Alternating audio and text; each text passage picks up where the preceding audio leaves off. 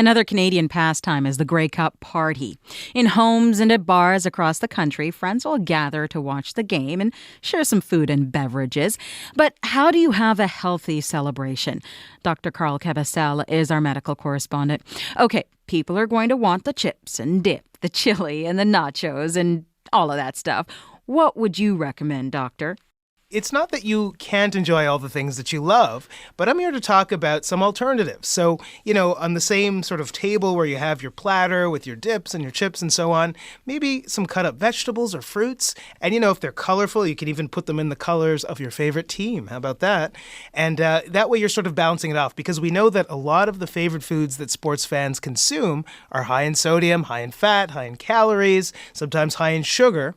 And you may not think that binging for one day is a problem, but, it sort of adds up over time. Now, you've just given some people permission to not include the broccoli. Yeah. But what should we keep in mind in terms of those foods that we love, like the nachos and the hot dogs and all of that sort of stuff, in terms of food safety? Well, that's a good one, because oftentimes, you're having people over for the Grey Cup party and you're serving food. You're putting out hot food. Now, hot food doesn't stay hot unless you happen to have a chafing dish or unless the people consume it right away.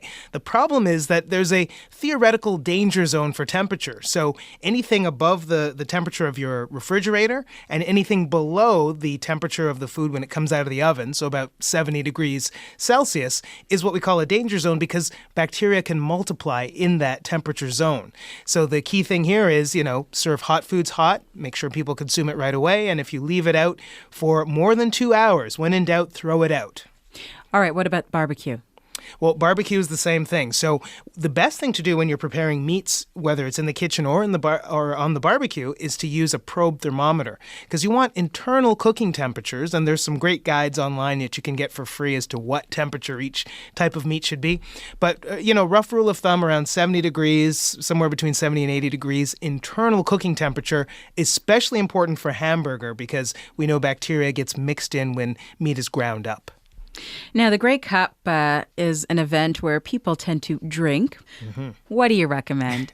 Well, you know what? Here in Canada, we have what we call the low-risk drinking guidelines. So here's what we recommend. For men, we say that most days you should have no more than 3 drinks, no more than 15 drinks in 1 week. And on a special occasion, it may creep up to 4 drinks, but that's where we should really draw the limit. This is not about addiction, by the way. This is about the physical toll that alcohol takes on your body.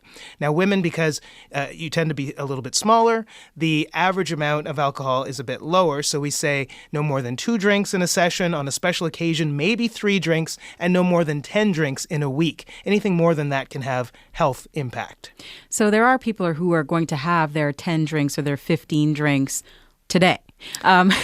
What should they be doing? Right. They are going to do it. How could they possibly do it safely? Yeah, if you can, between each alcoholic beverage, have a glass of water, that'll help to reduce that hangover that you might have the next day and the headache and so on, because it's basically a question of dehydration.